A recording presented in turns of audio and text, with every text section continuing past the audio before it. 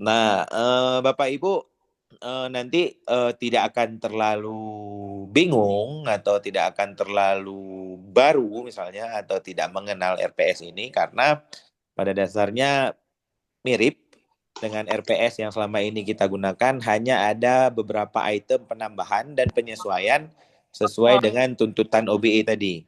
Ya, jadi kita tidak akan eh, gimana bilangnya ya, meraba-raba, nggak akan seperti itu. Nah, menjadi penting hal ini untuk dilakukan. Yang pertama, Kenapa Dinkis namanya? peningkatan, maaf, bukan peningkatan, permintaan dari Lembaga Akreditasi Mandiri, LAMDIK khususnya untuk pendidikan. Setiap pengajuan akreditasi sekarang standarnya itu harus pakai kurikulum OBE. Nah, bagian dari kurikulum itu sendiri adalah kita harus punya RPS OBE seperti itu. Untuk lam-lam yang lainnya Kenapa itu? belum ada secara eksplisit disebutkan harus menggunakan kurikulum OBE, tapi pada dasarnya karena Lamdik ini yang paling tua, nanti pasti mengikut dia, mengikut lam-lam yang lain dengan apa yang direncanakan oleh Lamdik. Yang kedua, RPS ini pun menjadi standar kalau nanti kita suatu saat ya, kalau kita mau go internasional lah kira-kira seperti itu ya. Jadi ya, lembaga akreditasi di luar ya, AUNKIE lah salah satunya di Asia itu dia meminta penggunaan kurikulum ini untuk perguruan tinggi seperti itu. Terus yang ketiga BKD kita untuk semester depan ya, bukan yang sedang berjalan sekarang. Untuk semester depan kita akan ada pedoman baru. Nanti di sesi yang lain kami sosialisasikan. Tapi bagian dari salah satu perubahan dari pedoman sebelumnya adalah setiap pendidikan itu, mata kuliah itu kita wajib melampirkan RPS. Jadi tidak hanya SK mengajar, nilai mahasiswa, berita acara gitu ya, absensi, tidak hanya itu, ditambah RPS. Itu memang sudah standar yang ditetapkan oleh yang kemarin itu Kemenristek Dikti. Nah, sekarang Kemendikti Saintek. Nah, jadi harapan kami dari LPM, Bapak Ibu nanti untuk setiap pengampu mata kuliah itu punya RPS. Ya, RPS boleh versi lama untuk semester 3, 5, 7. RPS OBE wajib untuk yang semester 1. Karena kurikulum baru ini baru kita terapkan di 2025 untuk mahasiswa angkatan baru. Nah, itu kira-kira 3 poin penting yang harus kita pahami dari tuntutan kenapa RPS ini perlu kita selesaikan, perlu kita gunakan, perlu Bapak Ibu pahami untuk menyusun RPS yang ada. Uh, saya rasa membuka kegiatan ini sedikit petuah-petuah tadi, pengantar dari saya, mudah-mudahan bermanfaat. Nanti akan disampaikan bagaimana proses penyusunan RPS OBE ini oleh Bu Julia dengan Bu Ulan mungkin. Kita ikutilah sampai dengan selesai. Mudah-mudahan ada waktu Bapak Ibu untuk standby di depan laptop atau di depan HP mengikuti Zoom dari awal sampai akhir. Saya rasa ini saja pengantar. Mudah-mudahan sehat semua kita. Saya akhiri. Assalamualaikum warahmatullahi wabarakatuh. Waalaikumsalam Waalaikumsalam warahmatullahi warahmatullahi wabarakatuh. wabarakatuh. Waalaikumsalam warahmatullahi wabarakatuh. Makasih Pak Ketua. Ya, Pak Rijal. Ngeri kali mukanya. Buka apa tuh Muhammad Rizal? Oke, Bu Julia, Kak silakan. samaran Pak. Oke, baik Bapak Ibu. Boleh. Kita sudah mendengarkan arahan dari Bapak Ketua LPM tadi tentang pengantar awal ya untuk kurikulum OBE di YIN Takengon. Nah, Bapak Ibu, untuk RPS OBE ini diwajibkan untuk semester 1. Jadi semester 3, semester 5, dan semester 7 kita masih pakai format yang lama. Untuk semester 1 wajib memakai format RPS OBE ini. Ya, jadi mohon perhatiannya Bapak Ibu untuk pengampu MK semester 1 di YIN Takengon. Nah, sebelumnya saya share dulu eh, slide pengantar untuk RPS OBE ini. Oh, sebentar sebelum.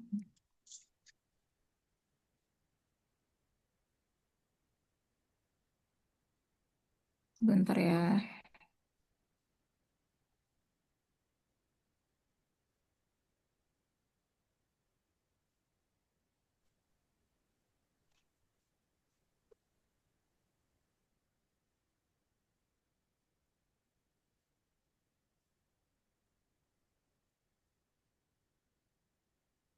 Nah, mungkin Bapak Ibu yang di Fakultas Syariah itu pernah melihat slide ini ya. Ini pernah dijelaskan oleh Bu Putri saat workshop pedagogik di Fakultas Syariah.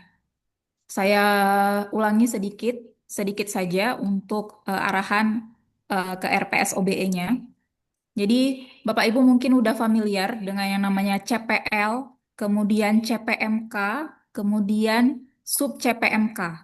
Nah, kalau CPL, CPMK, dan sub CPMK ini memang sudah ada Bapak Ibu dari semester-semester yang lalu. Tapi mungkin di CPL ini ada perubahan. Ya, jadi kalau dulu CPL itu ada pembagian CPL sikap, keterampilan umum, keterampilan khusus, dan pengetahuan. Nah, sekarang CPL-nya masih mencakup keempat hal tersebut, tetapi sudah diintegrasikan menjadi CPL 1, CPL 2, CPL 3, dan seterusnya. Jadi CPL ini tidak disusun sendiri ya Bapak Ibu ya. CPL ini ada di prodi, ada di prodi masing-masing. Nah, mungkin Bapak Ibu juga terlibat dalam penyusunan CPL di prodi masing-masing. Nah, jadi CPL ini minta ke prodi. Kemudian yang disusun apa? Yang disusun adalah CPMK dan sub CPMK. Nah, turunan dari CPL tersebut akan disusun menjadi CPMK dan sub CPMK. Jadi ketika Bapak Ibu mencocokkan CPL ke mata kuliah tersebut, maka Bapak Ibu akan membuat CPMK dan sub CPMK. Oke, kita langsung aja ke tabel berapa jumlah CPL yang ideal dalam satu mata kuliah. Nah, satu mata kuliah idealnya mendukung 1 sampai 3 CPL.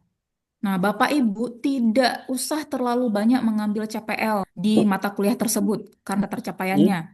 Jadi boleh 1 CPL jika memang mendukung MK tersebut, atau 2 CPL, atau paling maksimal 3 CPL. Ya, kecuali mungkin seperti MK PPL, KKN itu mungkin banyak CPL yang tercakup di mata kuliah tersebut. Nah, mengapa seperti itu? Karena setiap CPL mewakili kompetensi besar atau lulusan. Ya, jika satu mata kuliah terlalu banyak dikaitkan dengan CPL, maka fokus capaian bisa kabur dan instrumen evaluasi menjadi terlalu luas. Kemudian fokusnya juga hilang ya. Jadi ketika kita mengambil CPL yang banyak di satu mata kuliah tersebut, otomatis turunan CPMK-nya itu akan banyak, kemudian sub CPMK-nya itu juga akan banyak. Dan kita akan membuat asesmen yang terlalu banyak juga ya. Dan itu baru 1 MK Bapak Ibu. Kalau misalnya ada 4 MK ya agak keteteran juga dosennya. Nah, kita lihat tabel yang idealnya. Oke, misalnya berapa jumlah CPMK ideal dalam satu mata kuliah? Nah, misalnya mata kuliah 2 SKS, dan mata kuliah 3 SKS, dan mata kuliah 4 SKS. Kita lihat di tabel ini. Misalnya mata kuliah 2 SKS itu CPL idealnya 1 atau 2 karena cuma 2 SKS. Nah, CPMK idealnya 3 sampai 4 CPMK. Sub CPMK-nya 5 sampai 7. Kemudian kalau 3 SKS, CPL idealnya 2 sampai 3, CPMK idealnya 4 sampai 6, kemudian sub CPMK-nya bisa 7 sampai 10 karena mungkin 3 SKS ya agak lebih nih, agak lebih banyak. Kemudian yang 4 SKS juga seperti itu. CPL idealnya 2 sampai 3, CPMK idealnya 5 sampai 7, sub CPMK 8 sampai 10. Kenapa agak banyak? Karena 4 SKS. Nah, kalau memang cuma 2 SKS, eh, idealnya ya CPMK idealnya 3 sampai 4, sub CPMK 5 sampai 7. Saya biasanya kira-kira itu 6 ya, 6 sub CPMK. Nah, dari sini Bapak Ibu mungkin sudah kebayang ya gimana penurunan CPMK kemudian ke sub CPMK. Nah, nanti kita akan melaju ke contoh. Kemudian kita balik lagi ke slide sebelumnya. Oke, Kalau CPL itu sudah ada di Prodi ya Bapak Ibu ya, jadi tidak dibuat sendiri. Jadi yang Bapak Ibu susun nanti adalah CPMK. Nah, CPMK ini adalah rumusan kompetensi yang harus dicapai mahasiswa setelah menyelesaikan satu mata kuliah tertentu. CPMK diturunkan dari CPL dan harus mendukung tercapainya CPL secara keseluruhan. Nah, bagaimana format penulisan CPMK ini? Ini menggunakan KKO Bapak Ibu, kata kerja operasional. Kalau Bapak Ibu yang mungkin di Fakultas Tarbiyah,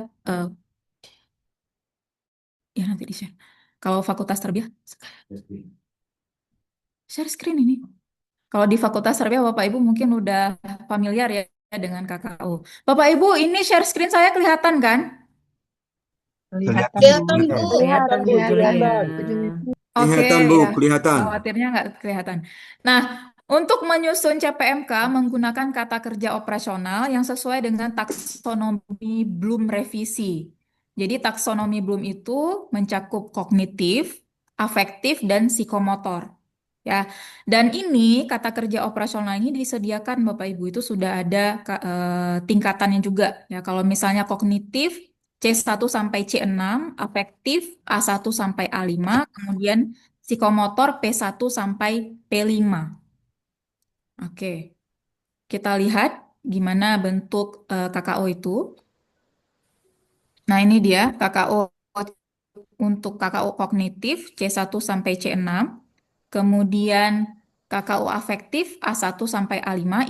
Ini adalah kata kerjanya Bapak Ibu. Ini adalah kata kerjanya. Kemudian KKU psikomotor. Nah, ini juga kata kerja KKU psikomotor P1 sampai P5. Nah, bagaimana susunan kalimat CPMK tersebut? Nah, kita balik ke slide sebelumnya. Nah, contohnya anatomi CPMK dan sub CPMK. Jadi anatominya itu terdiri dari behavior, subject matters, dan konteks.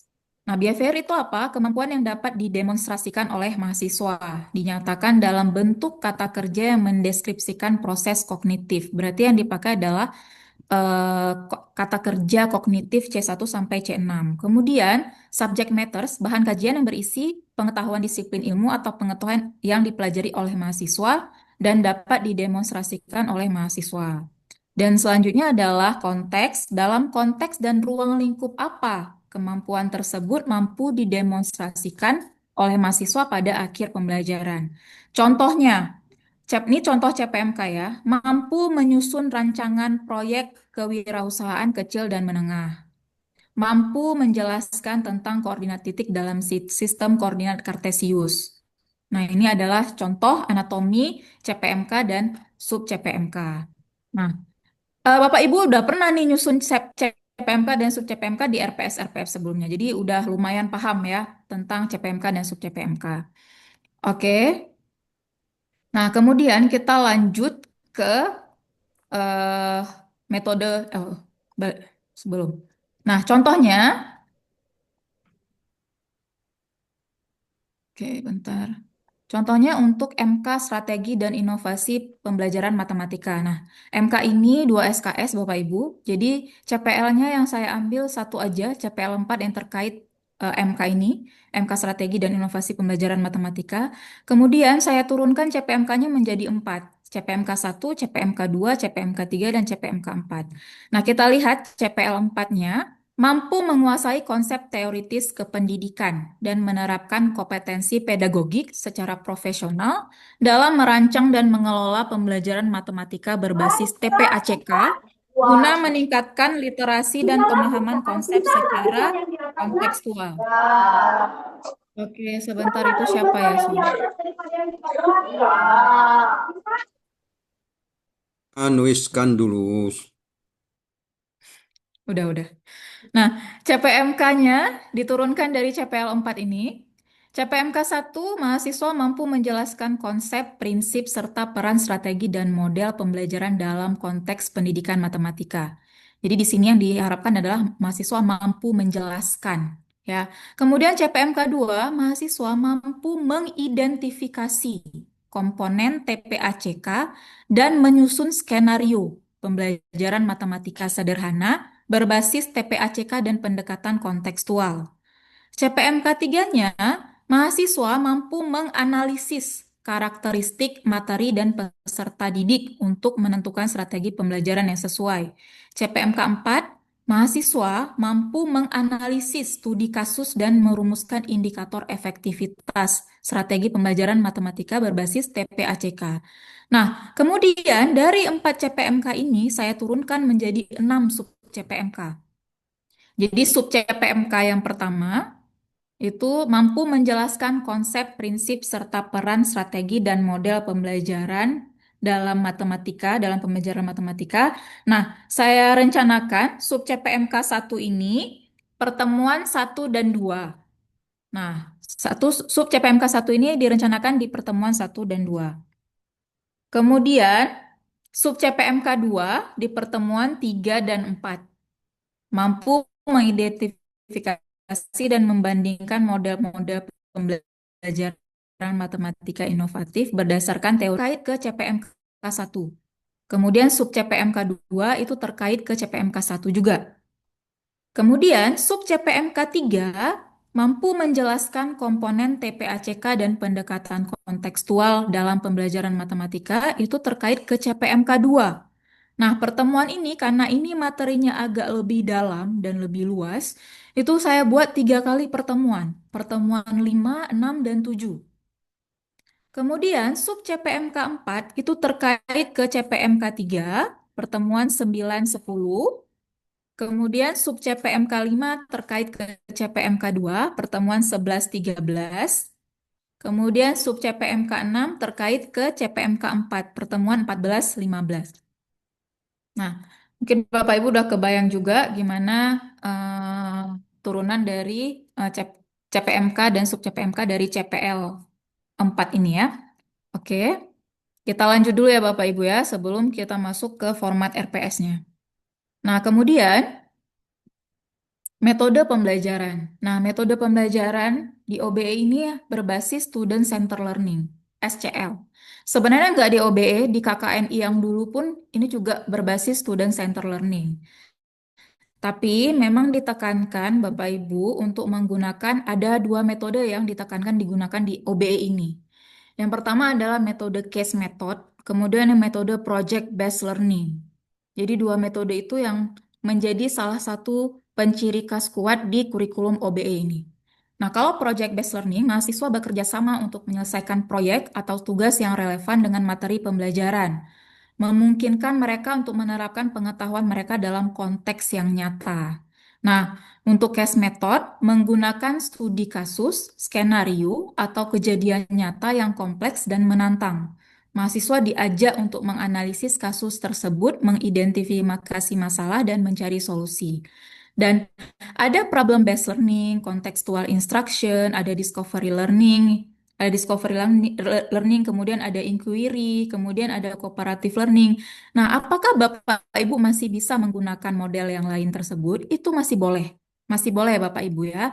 Tapi ditekankan jika MK tersebut bisa menggunakan case method atau project based learning ini sangat dianjurkan karena persentase penilaiannya lebih besar kalau MK tersebut bisa dimodelkan aktivitas pembelajarannya bisa dikaitkan dengan case method dan project based learning. Tuh.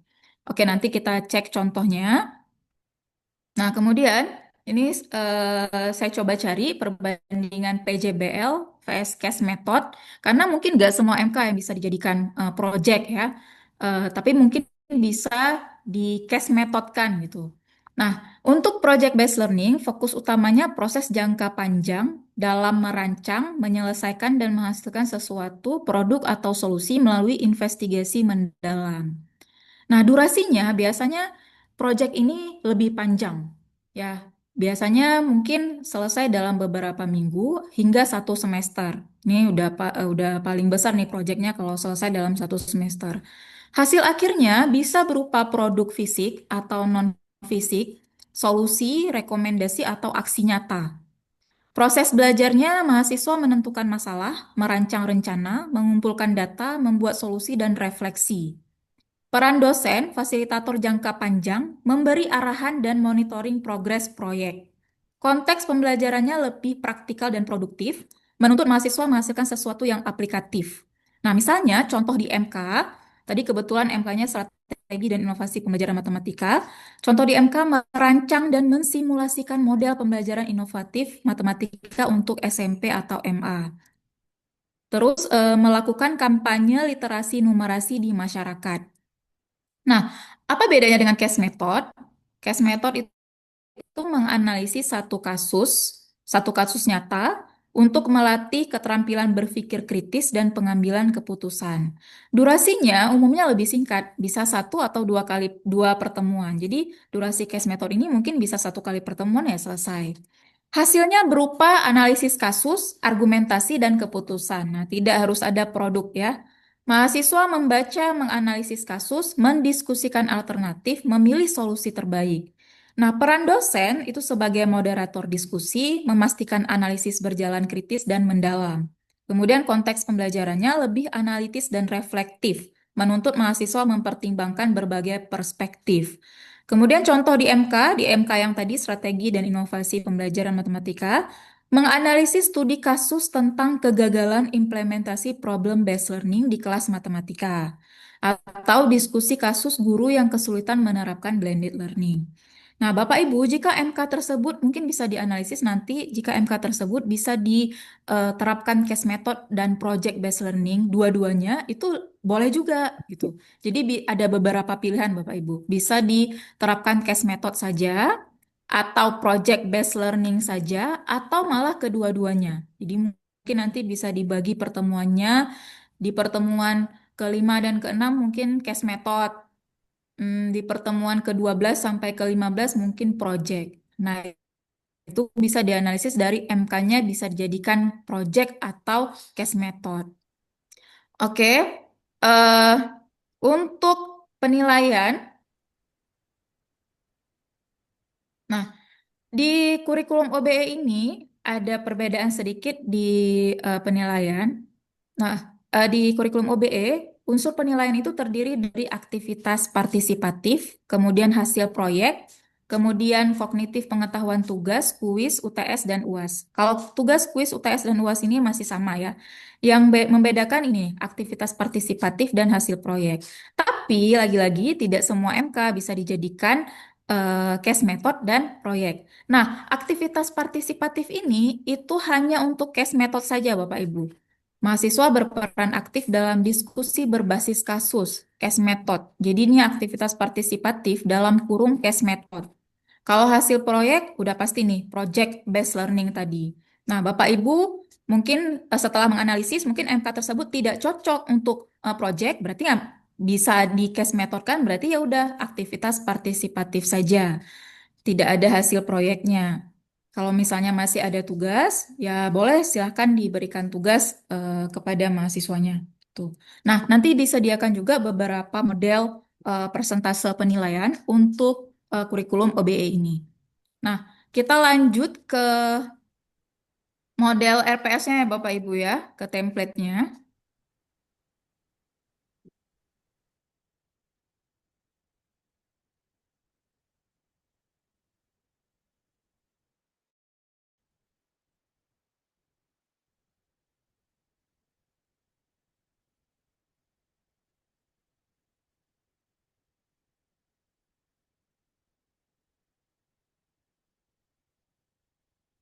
Oke, udah kelihatan share screen saya? Sudah, Bu. Sudah.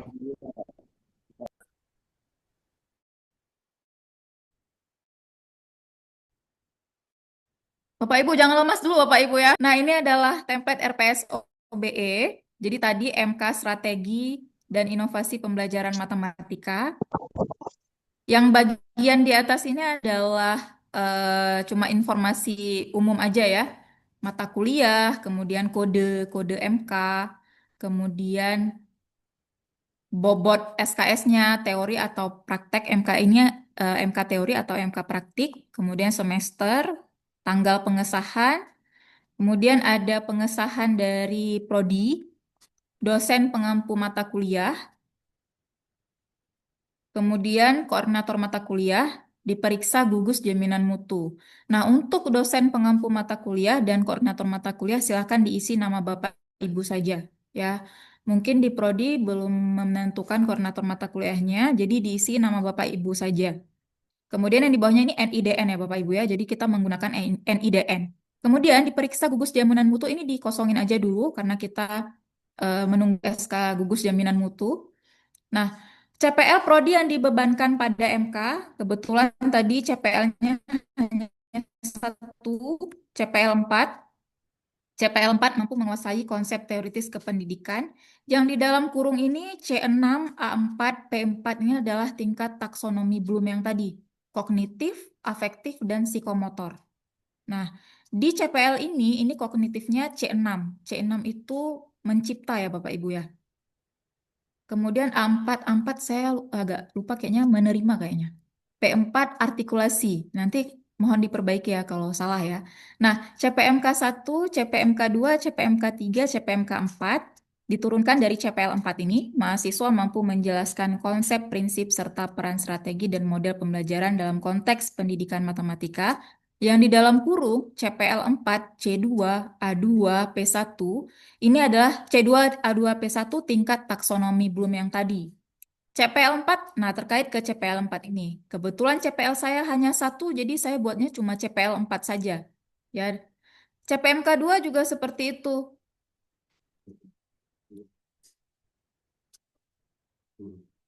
Oke. Oke, baik Bapak Ibu. Ada yang bertanya ya?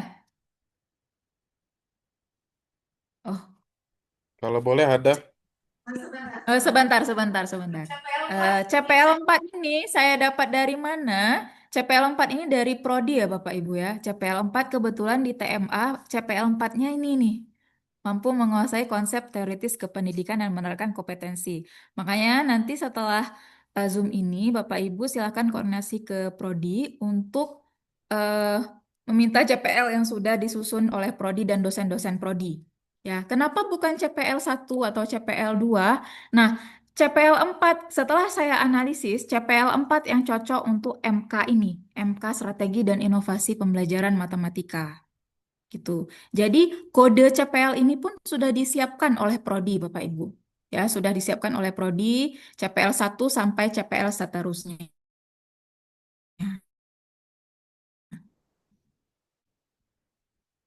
Nah, oke. Pertanyaannya nanti aja boleh setelah selesai jelasan tempi. Boleh ya? Atau Boleh. setelah selesai sub CPMK ya Bapak Ibu ya. Nah, kita Bebas. turunkan ke CPMK 3, P3. Nah, kebetulan CPMK 2 ini terkait ke CPL 4. CPL-nya ada dua. Ya. CPMK 3 dan CPMK 4. Kemudian diturunkan lagi ke sub CPMK. Sub CPMK ada 6. Sub CPMK-nya ada 6. Nah, sub CPMK 1 mampu menjelaskan konsep, prinsip, serta peran strategi dan model pembelajaran dalam pembelajaran matematika. Nah, ini dalam kurung terkait ke CPL 4, terkait lagi ke CPMK 1, C2, A2, P1. Sub CPMK 2 itu terkait ke CPMK 1, masih ke CPMK 1. Kemudian sub CPMK 3, nah sub CPMK 3 udah terkait ke CPMK 2. Nah, ini butuh ketelitian Bapak Ibu untuk menganalisis keterkaitan sub CPMK ke CPMK yang mana, kemudian keterkaitan CPMK ke CPL yang mana. Nah, jadi Bapak Ibu harus teliti melihat keterkaitan tersebut. Nah, kemudian sub CPMK 3, sub CPMK 4 ke CPMK 3, sub CPMK 5 ke CPMK 4, sub CPMK 6 ke CPMK 2. Kalau yang taksonomi belumnya ini masih sama di CPMK ini. Jadi saya turunin aja sub CPMK 1 ini dari CPMK 1. C2, A2, P1. Tuh. Nah, kemudian Bapak Ibu, di RPSOBE ini ada tabel korelasi CPL terhadap CPMK. Nah, ini juga butuh ketelitian Bapak Ibu. Bapak Ibu bisa mengukur presentase ini dengan tingkat keluasan atau kedalaman dari CPMK tersebut, gitu ya. Atau Bapak Ibu ada juga caranya ya bagi kalau saya analisisnya pakai rumus presentasi keterkaitan sub CPMK dengan CPMK yang mana. Tuh. Nah, Bapak Ibu, sampai di sini ada pertanyaan. Ada Bu, boleh kalau saya ada pertanyaan nih.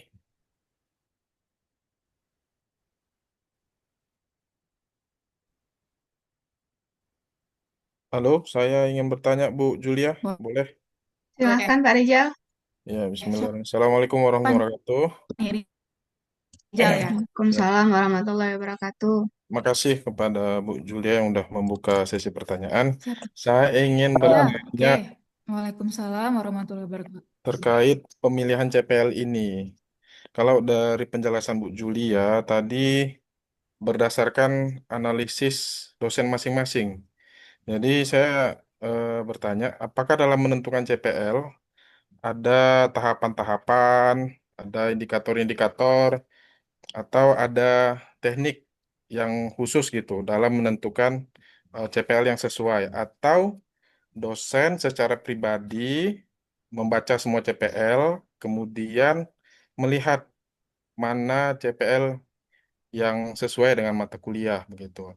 Kemudian kalau saya lihat contoh berarti minimal CPL kan satu begitu. Saya berpikir jangan-jangan nanti ada dosen yang satu aja lah gitu CPL-nya biar nggak ribet-ribet kan begitu. Nah, itu pertanyaannya Bu Julia. Dalam menentukan CPL itu apakah ada teknik yang digunakan atau kriteria-kriteria yang digunakan? Terima kasih, saya kembalikan.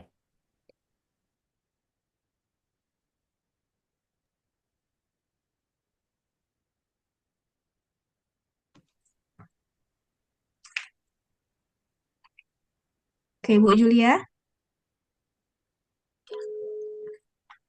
Bu Julia.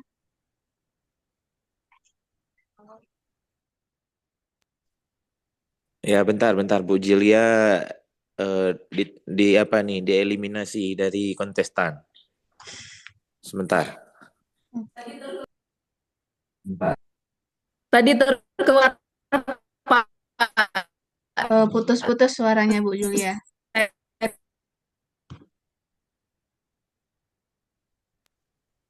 Bu Julia lagi menyambung kembali. Bu Ulan bisa dibantu jawaban Pak Rijal? Kok jadi berubah gitu, Bapak? Ya, ini ikut-ikut Rijal. Kenapa udah teman kuning Allah? Iya, kok udah ikut-ikut Rijal. Oke, baik. Pak Rijal, tadi pertanyaannya yang pertama itu apakah ada teknik khusus ya untuk memilih CPL ya? Saya bantu jawab. Semoga nanti ini tidak salah dan bisa ditambahkan oleh Pak Edi ataupun Bu Julia jika sudah masuk lagi nanti. Eh, Kalau saya tidak ada teknik khusus ya. Jadi kita tinggal mengumpulkan aja CPL 1 dan CPL 2 kita tentu sudah tahu ya CPL 1 kan itu udah dari sikap, CPL 2 itu adalah KU keterampilan umum. CPL yang lain yang dari keterampilan khusus dan juga pengetahuan itu kita dapatkan dari prodi kita masing-masing. Nah, jadi Pak Rijal boleh nanti kumpulkan semua CPL yang ada di prodi yang sudah disusun, lalu kemudian analisis satu-satu. Kira-kira misalnya di mata kuliah Pak Rijal itu yang paling cocok itu adalah CPL yang mana gitu. Dan memang sah-sah aja kalau misalnya kita itu hanya mengambil satu CPL di antara semua CPL. Yang tidak bisa diambil hanya satu Bapak Ibu itu adalah yang bagian sikap. Jadi kalau Bapak Ibu mengambil misalnya CPL 1, CPL sikap, itu artinya Bapak Ibu memang harus mengambil satu CPL lagi di antara CPL yang lain. Kenapa?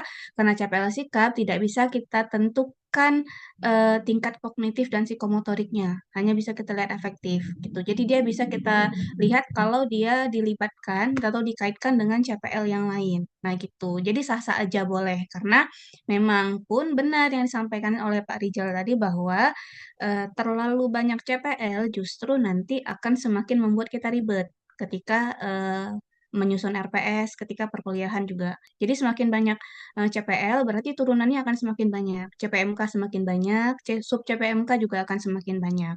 Karena dia tidak akan mungkin CPMK itu lebih sedikit dibandingkan dengan CPL. Pasti CPMK lebih banyak gitu. Sub CPMK juga pasti lebih banyak dibandingkan dengan CPMK.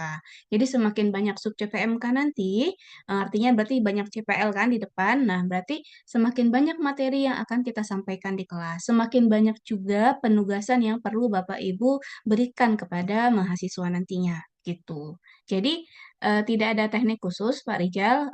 Boleh dilihat dulu bagaimana. Kalau memang sulit untuk menganalisis sendiri, jalan ninjanya adalah boleh lihat dari AI, ChatGPT atau Cloud atau Gemini misalnya seperti itu. Oke, gimana Pak Rijal? Kira-kira sudah tercerahkan atau mungkin ada pertanyaan yang lain? Baik, eh, sangat menjawab ya dari pertanyaan saya. Tapi ada pertanyaan lanjutan terkait bahwa CPL yang wajib itu sepertinya di bagian KU dan KK ya. Kalau CPL 1 itu dari contohnya Bu Julia ini kan tidak dimasukkan, apakah itu tidak menjadi kewajiban untuk dimasukkan begitu? CPL 1 itu adalah CPL sikap, Ya. tidak wajib. Jadi tidak semua mata kuliah yang ada di kampus kita itu wajib menggunakan CPL sikap, gitu ya. Yang wajib tidak bisa dikatakan wajib sih di MKWU. Nah, rata-rata MKWU memang mungkin ada yang mengambil sikap karena di MKWU itu mata kuliah wajib umum ya Bapak Ibu ya dan juga mata kuliah fakultas. Jadi bukan mata kuliah prodi. Nah, itu memang sudah diarahkan bahwa mata kuliah MKWU dan MKF ini wajib mengambil CPL 1 atau CPL 1 dan 2 atau CPL 2 saja. Nah, kira-kira seperti itu.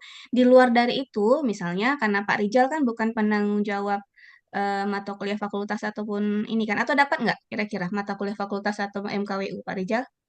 Saya nggak tahu MK teori belajaran pembelajaran itu Oh, kayaknya enggak. bukan MK fakultas ya. Ya, bukan ya. Berarti kalau gitu Pak Rijal tidak ada kewajiban gitu mengambil CPL 1 dan 2 itu tadi gitu ya. Jadi boleh analisis lihat CPL ada berapa CPL misalnya di PAI misal ada 8. Nah, boleh analisis yang ke 8-nya dan boleh pilih salah satu mungkin mau 5, mau 6. Jadi nggak harus ke satu memang.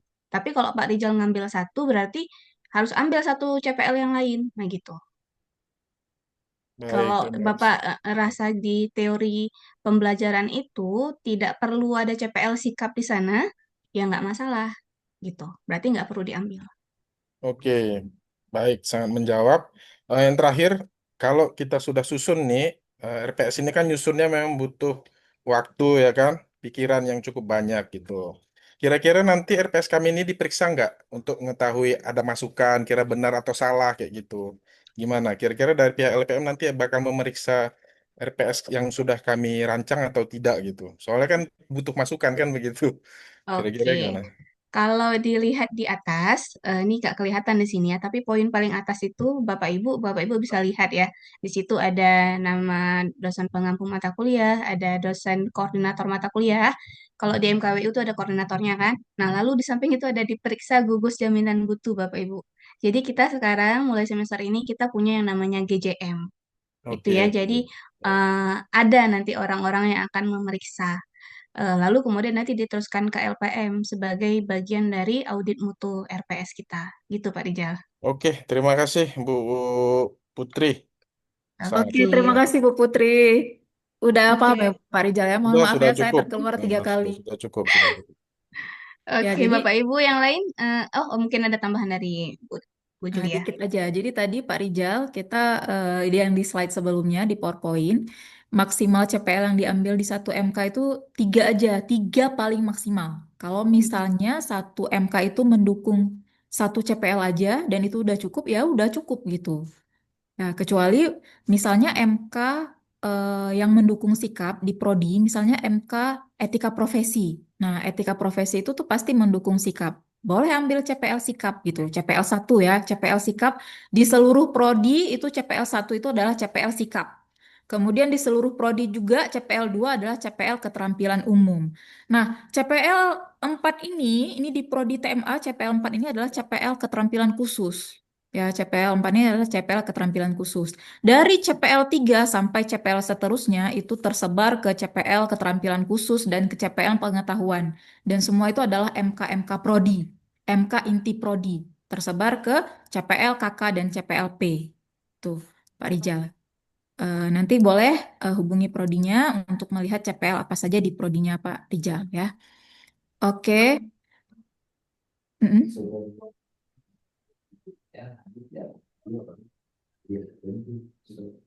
Baik, terima kasih Bu Julia tambahan jawabannya.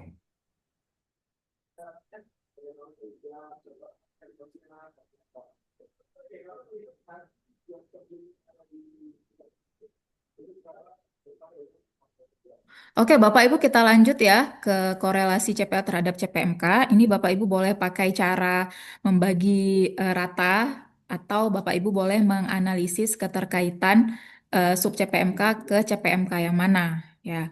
Jadi kalau misalnya saya ini kebetulan CPL-nya hanya satu. Jadi saya analisis misalnya CPMK 1 ini terkait ke sub CPMK 1. Saya buat aja satu angkanya ya. Kemudian CPMK 1 terkait ke sub CPMK 2. Satu juga. CPMK 2 terkait ke sub CPMK 3. CPMK 3 terkait ke sub CPMK 4. CPMK 4 terkait ke sub CPMK 5. Kemudian CPMK 2 terkait ke sub CPMK 6. Jadi ini saya jumlahkan. 1 tambah 1, 2. 1 tambah 1, 2. 1, 1. Ini tinggal dijumlahin aja. 6 ya. 6, kemudian saya bagikan nih persentasenya 2/6. 0,33 dijadikan persentase jadinya 33,33%. Yang kedua juga seperti itu karena angkanya sama ya. 2 bagi 6, 33,33%. Kemudian 1/6, 16,67%. Dan 1/6, 16,67%. Nah ini kalau saya pakai rumus persentase seperti ini dan hanya terkait ke satu CPL aja Bapak Ibu. Nanti punya Bu Putri itu ada 2 CPL. Ya, ada 2 CPL, nanti kita bisa lihat contohnya sama-sama. Nah, ada cara yang paling gampang ya bagi rata aja. 100% itu bagi ke 4 CPMK. Ya, berarti 25-25% ya, itu. Oke. Nah, kemudian di bawahnya itu ada tabel korelasi CPMK terhadap sub CPMK. Ini dicentang aja Bapak Ibu. Dicentang aja. CPMK 1 terkait ke sub CPMK 1 dicentang. CPMK 1 terkait ke sub CPMK 2 juga dicentang. Ya, dicentang saja. Kemudian deskripsi singkat MK ini masih sama kayak yang dulu, RPS yang dulu. Kemudian bahan kajian atau materi pembelajaran. Nah, bahan kajian atau materi pembelajaran itu di-list-kan apa materi pembelajaran yang akan diajarkan di MK ini. Kemudian media pembelajarannya terdiri dari perangkat lunak dan perangkat keras.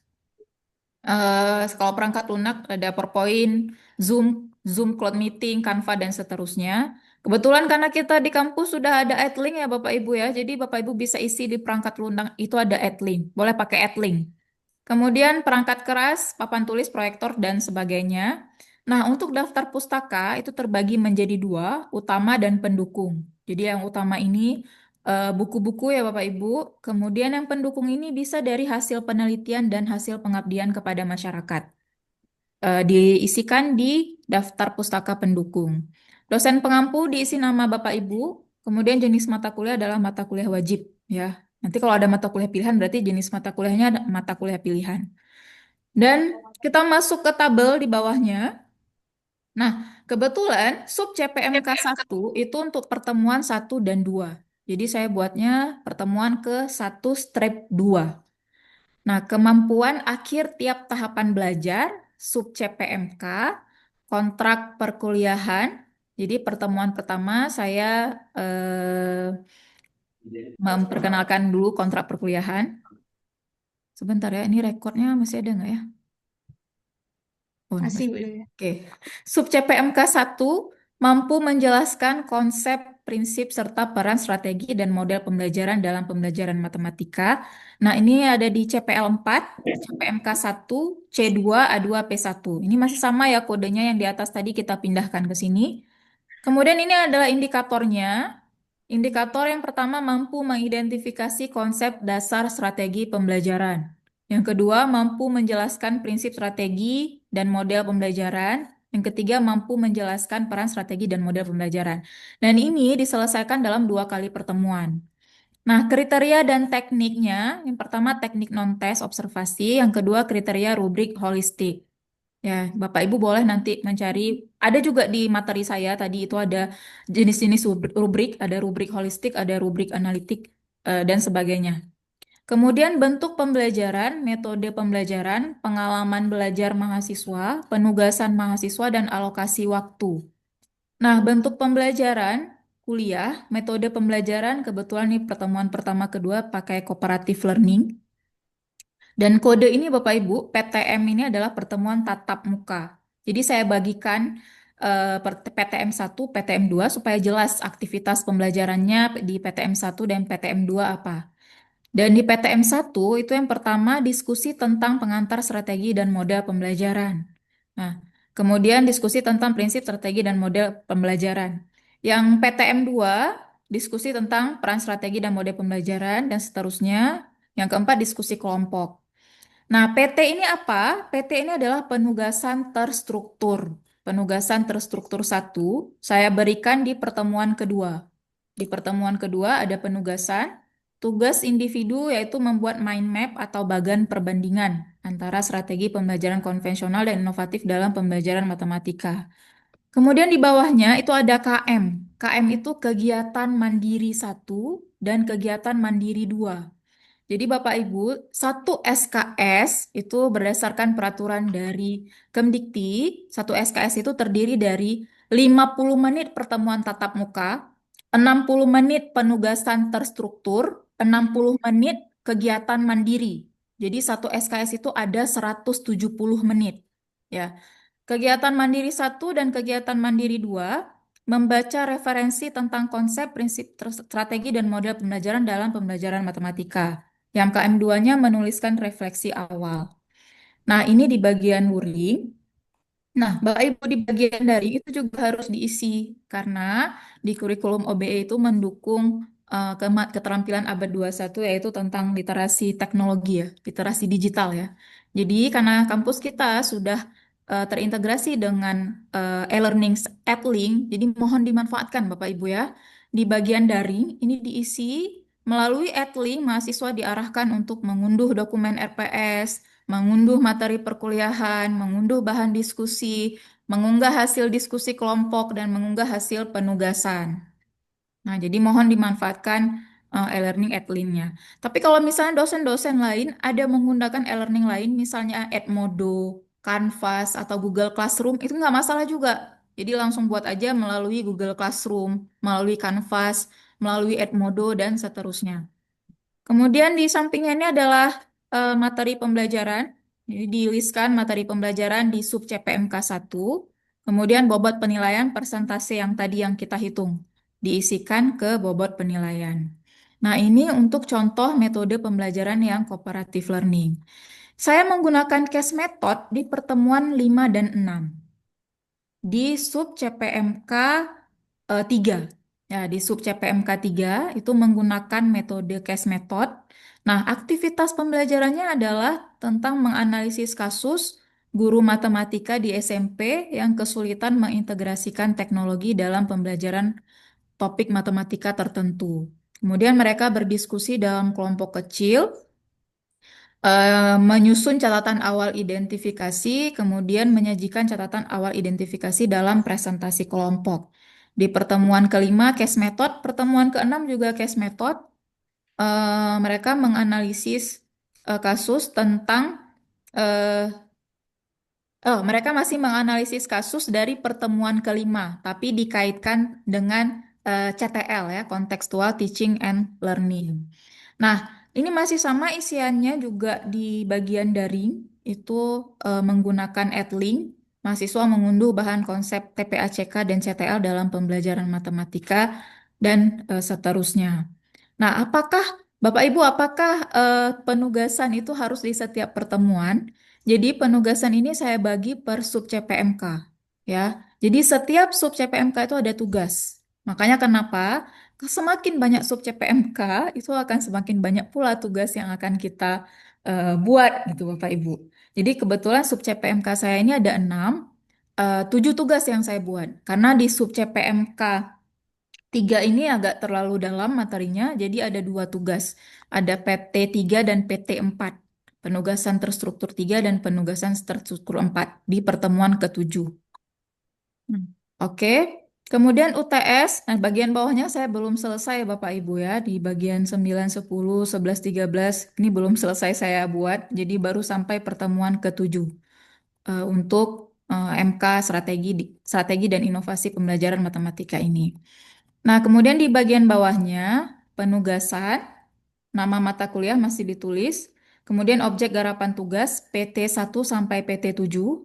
Ya, penugasan terstruktur 1 sampai penugasan terstruktur 7. Kemudian bentuk penugasan mahasiswa, bahan tayang presentasi, ini hasil proyek ya, hasil proyek, bahan tayang presentasi dan studi kasus. Metode atau cara pengerjaan tugas individu dan kelompok. Kriteria penilaian menggunakan rubrik holistik untuk bahan tayang presentasi dan rubrik analitik untuk penilaian hasil pengerjaan proyek dan studi kasus. Pengayaannya membaca referensi sesuai dengan sub CPMK yang melekat pada tiap pertemuan perkuliahan tatap muka, KM1 sampai KM14, kegiatan mandiri 1 sampai kegiatan mandiri 14. Oh, agak salah saya. Sampai kegiatan mandiri 15 ya harusnya ya. Maaf ya Bapak Ibu ya. Oke. Nah, kemudian di bawah ada catatan. Catatan ini tidak boleh dihapus ya Bapak Ibu ya. Jadi biarkan di sini aja catatan ini. Ini memang udah dari format nih dibuka PT udah seperti ini. Jadi tidak boleh dihapus catatan di bagian bawah.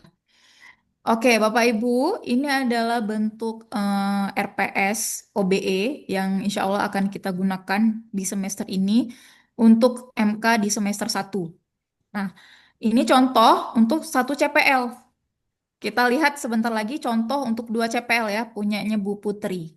Ya, kita tampilkan dulu ya Bapak Ibu sebelum menuju ke pertanyaan ya.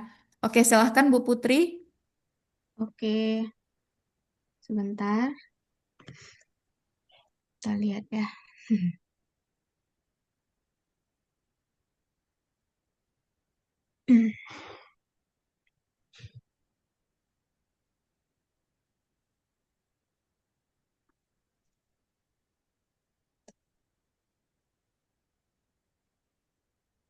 Oke, kelihatan ya Bapak Ibu? Sudah Bu Putri, sudah. Oke, nah ini adalah RPS MKWU Bahasa Indonesia yang sudah coba saya buat, tetapi mungkin masih butuh revisi sedikit ya, karena masih belum didiskusikan dengan teman-teman dari dosen pengampu Bahasa Indonesia yang lain. Tapi yang jelas Bapak Ibu, karena memang di MKWU itu dan MKF itu sudah diarahkan bahwa CPL yang diambil adalah 1 dan 2 atau 2 saja gitu. Jadi ini karena di dalam Bahasa Indonesia saya merasa CPL 1 itu masih perlu dibebankan pada mata kuliah, maka saya ambil CPL 1 dan CPL 2. CPL 1 tadi ingat ini adalah CPL sikap, lalu kemudian CPL 2 itu adalah CPL KU atau keterampilan umum. Di sini bisa Bapak Ibu lihat bahwa di CPL 1 itu saya masukkan, saya golongkan ke dalam A5, ini yang di dalam KKU tadi ya, KKU afektif. Lalu kemudian untuk CPL 2-nya itu adalah C6, A4, dan juga B4. Nah, dari 2 CPL ini Bapak Ibu, CPL sikap dan juga KU ini saya turunkan menjadi 4 CPMK. Tuh ya, dari 4 CPMK. Dari CPMK 1, 2, 3, 4. CPMK 1 ini terkait dengan CPL 2, CPMK 2 juga terkait dengan CPL 2, CPL 3 itu terkait dengan CPL 1 dan CPL 2 sekaligus, dan yang keempat juga sama. Jadi terkait dengan CPL 1 dan CPL 2 sekaligus gitu. Nah, urutan dari KKU-nya kalau Bapak Ibu lihat memang ini berurutan ya, mulai dari C3, kemudian C4, C5 dan juga C6 gitu. Jadi berurutan dari yang paling mudah ke yang paling sulit. Nah, lalu kemudian Bapak Ibu setelah CPMK kita bahas ke sub Formal CPMK. berarti ini sih ya, jadi baca ya berarti ya. Sub CPMK dari 4 CPMK itu saya turunkan menjadi 7 sub CPMK ya. Jadi 7 sub CPMK. Nah, sub CPMK pertama itu berkaitan dengan CPMK 4. Lalu kemudian di Ya, CPL-nya situana. CPL 1. Sidang asesori. Lalu kemudian di sub CPMK 2 itu terkait dengan CPL 2. CPMK 1, sub CPMK 3 itu terkait dengan CPL 2 dan CPMK 2, sub CPMK 4 itu CPL 1, CPL 2, CPMK 2, lalu kemudian sub CPMK 5 juga sama seperti itu ya, terkait dengan CPL 1, 2 dan juga CPMK 3. Nah, sub CPMK 6, CPL 2, CPMK 4. Sub CPMK 7 itu terkait pada CPL 1 dan CPL 2. Untuk tingkat KKU-nya, Bapak Ibu bisa lihat ya sendiri, memang saya sengaja mengurutkan dari yang paling eh, mudah menurut saya sampai dengan yang paling sulit atau yang paling eh, abstrak ya, yang paling kompleks. Nah, ini adalah korelasi CPL terhadap CPMK yang tadi sudah dijelaskan juga oleh Bu Julia. Nah, kebetulan karena CPL saya itu ada dua, ini salah ya, kode CPL-nya seharusnya CPL 1 dan CPL 2 nih di sini. Nah, eh, jadi eh, karena dia CPL-nya ada dua, maka kita tidak bisa membagi seperti Bu Julia tadi. Pembagiannya tentu harus dilihat dulu. Kita lihat ke samping sebentar. Kita lihat ya, saya perhitungannya juga tidak membagi sama rata. Saya bagi sesuai dengan keterlibatan sub CPMK pada CPMK itu sendiri. Nah, ini dia. Jadi ada 4 CPMK, lalu kemudian ada Share 7. screen-nya Bu Putri. Oh, share screen-nya nggak kelihatan lagi. Ini wajah Bu Masih Putri nih. terlihat. Kelihatan, Bu. Masih Kelihatan. terlihat. Masih ya? Kelihatan, Pak, kelihatan. ini zoom in. Sinyal Pak Rijal kurang bagus nih. Kelihatan Pak Rijal. Minta Oke. zoom in sedikit Bu Putri biar agak jelas. Boleh, boleh.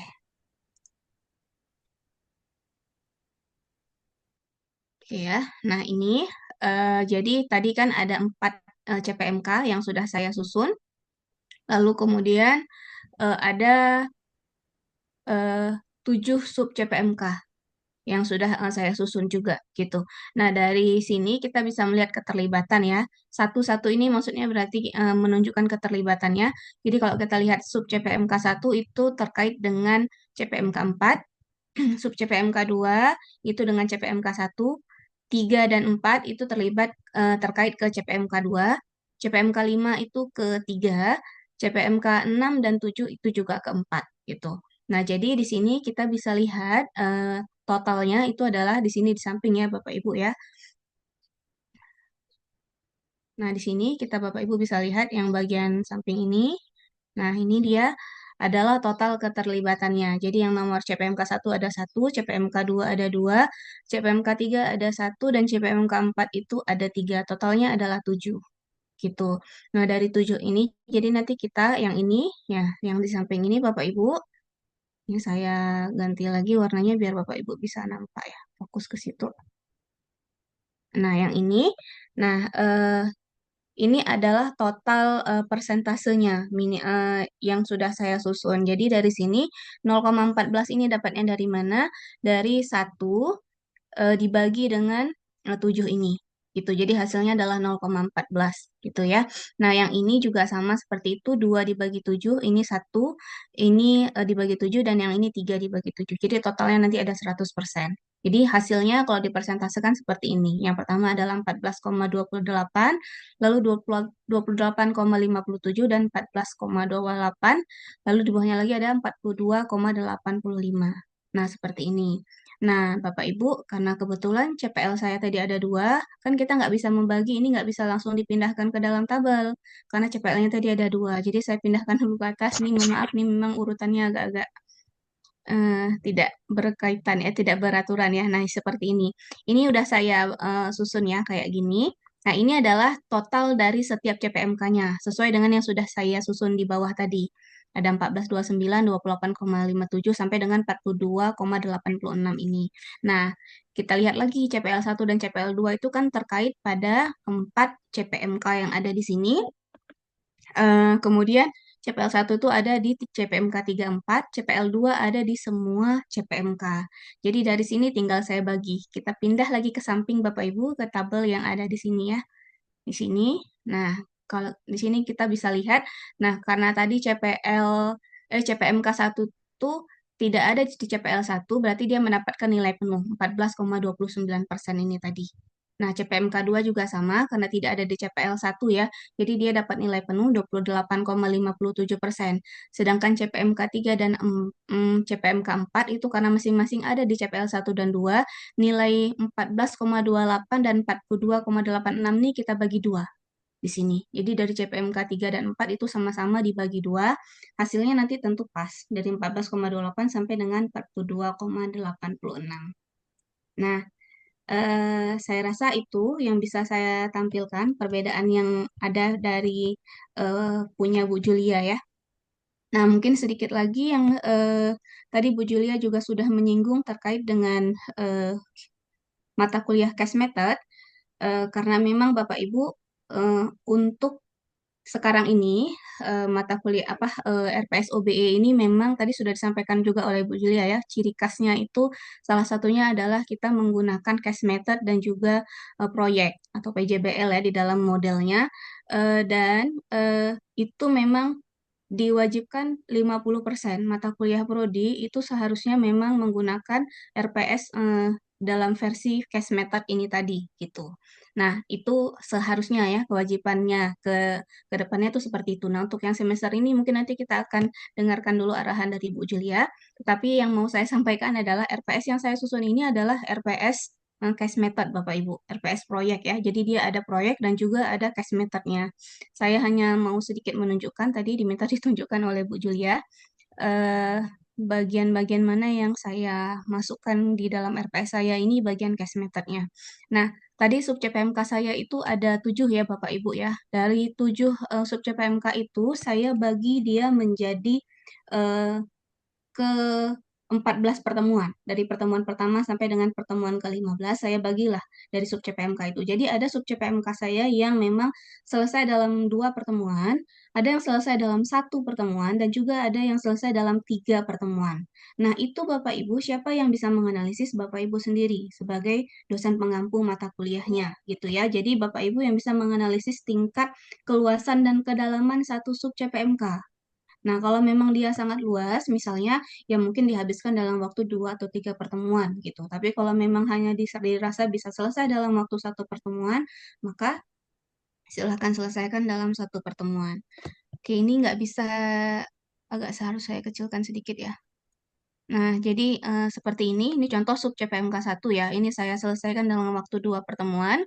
Nah, ini dia di dalam bahasa Indonesia itu Bapak Ibu tujuan utamanya kan memang kan supaya mahasiswa itu bisa seharusnya ya bisa komunikasi lisan dan juga tulisan gitu. Tetapi di awal perkuliahan biasanya saya akan menjelaskan dulu asal muasal bahasa Indonesia itu datangnya itu dari mana gitu. Lalu kemudian posisi bahasa Indonesia di negara kita tuh kayak apa. Kemudian bagaimana ragam bahasa karena mengingat kita suku bahasa daerah juga ada banyak ya di Indonesia ya. Nah, biasanya saya akan menjelaskan hal itu dulu sebelum kita masuk ke dalam teknik penulisan. Nah, di sini di PTM 1 misalnya saya menjelaskan tentang sejarah perkembangan bahasa Indonesia lalu kemudian kedudukan dan fungsi bahasa Indonesia. Nah, di pertemuan kedua di sub CPMK yang sama, nah di sini. Di sini mungkin agak sedikit perbedaannya. Nah, jadi saya meminta mereka itu menganalisis kasus nyata, kasus yang ada di dalam kehidupan kita sehari-hari tentang penggunaan bahasa yang ada di dalam masyarakat gitu. Di sini saya mengambil 3 kasus. Di sini misalnya kasus pertama itu adalah pidato presiden versus percakapan warung kopi itu misalnya. Lalu ada kasus kedua dan kasus ketiga di sini. Ini nanti akan didiskusikan, kemudian juga nanti dianalisis, lalu yang terakhir nanti kita mengambil keputusan. Kira-kira apa kesimpulan mereka terhadap kasus ini dan dikaitkan dengan ragam bahasa juga kedudukan dan fungsi bahasa Indonesia. Nah, kira-kira seperti itu. Nah, lalu kemudian di pertemuan ketiga dan keempat di bawah ini di sub CPMK 2 ya. Sub CPMK 2 itu selesai dalam waktu 2 pertemuan. Nah, di sini mungkin Bapak Ibu bisa lihat di PTM keduanya, pertemuan tatap muka yang minggu kedua ya. Di sini ada tentang diskusi tentang kasus kesalahan afiksasi, diksi, dan EYD yang sering ditemui. Nah, ini sudah masuk ke dalam teknik penulisan.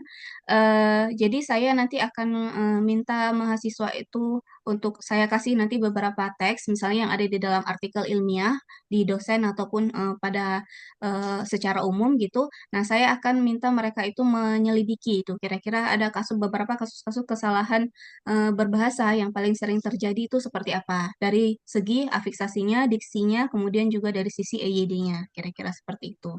Kemudian nanti mereka diminta untuk diskusi dan memperbaiki teks tersebut. Kira-kira seperti itu. Ini jadi ya Bapak Ibu nggak usah yang terlalu gimana-gimana sekali case methodnya. Ambil aja yang paling sederhana dulu, nanti baru ke yang paling sulit. Kira-kira seperti itu. Oke, saya rasa sampai di sini saja Bu Julia. Mungkin kalau ada yang kurang boleh disampaikan. Kadang saya lupa.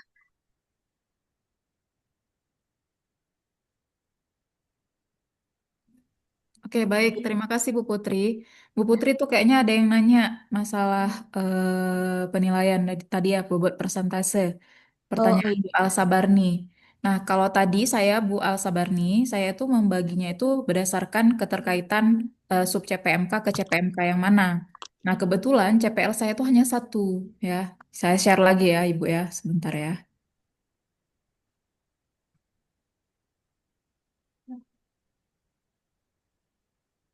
Nah, ini tadi kebetulan CPL saya hanya satu, CPL 4. Nah, CPL Bu Putri tadi ada dua CPL ya, ada dua CPL.